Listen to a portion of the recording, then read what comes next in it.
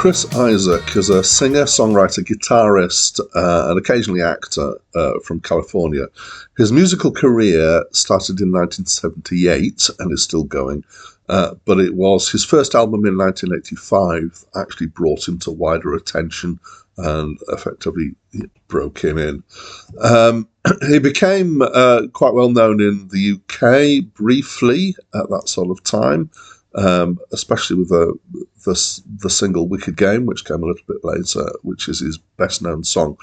He has been particularly used by David Lynch, who was a film and TV director, in his projects, which has particularly boosted his career.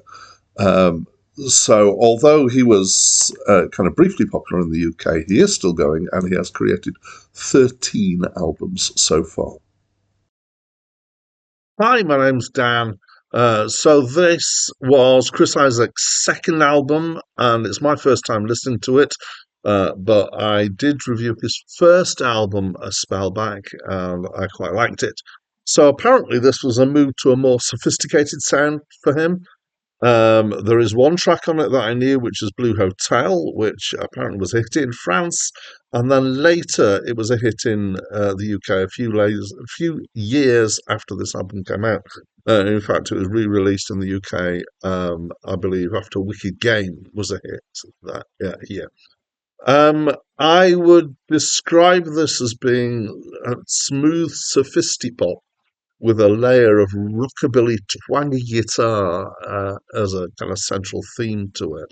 And of course, Chris Isaak singing. So the central stuff here is the guitar and the singing. His voice is technically very good.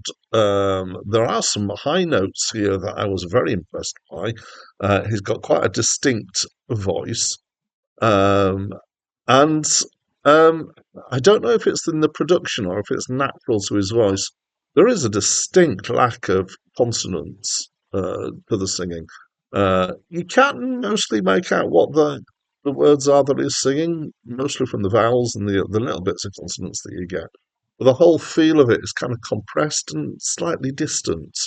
Um, and I think that actually applies to the whole of the music. It feels kind of somewhat slightly uh, distant as a word. It's not totally music-y, but a little bit kind of.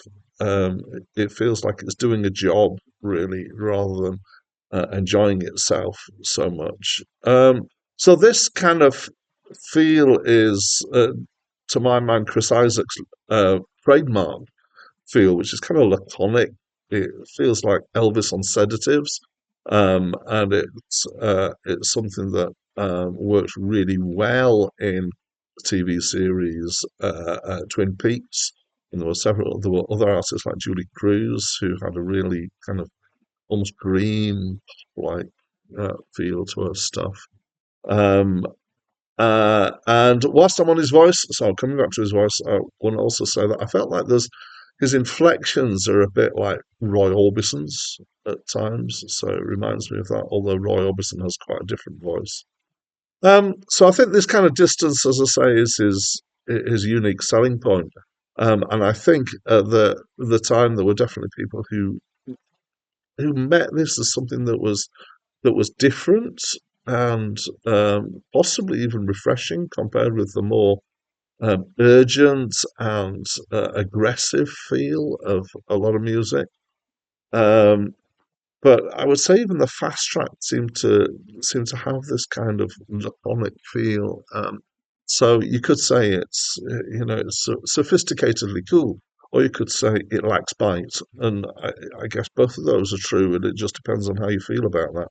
So for me, I felt overall that the whole thing felt a bit too manufactured and lacking in heart. I suspect that if it had been produced a little differently, that I would actually like it more.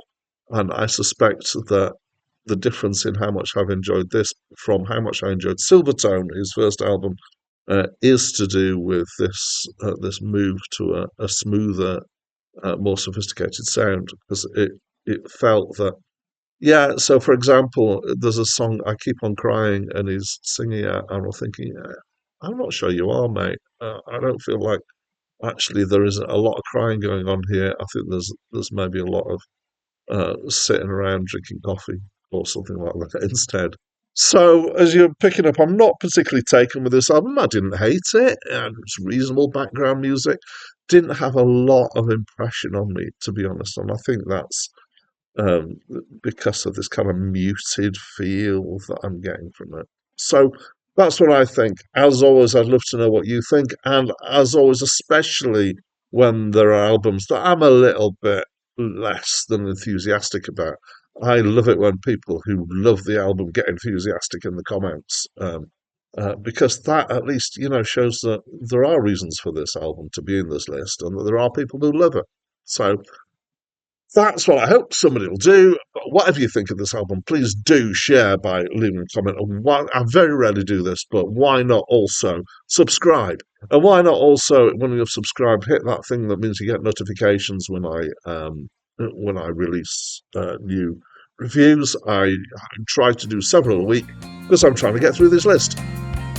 I need to stop. So that's it from me for now.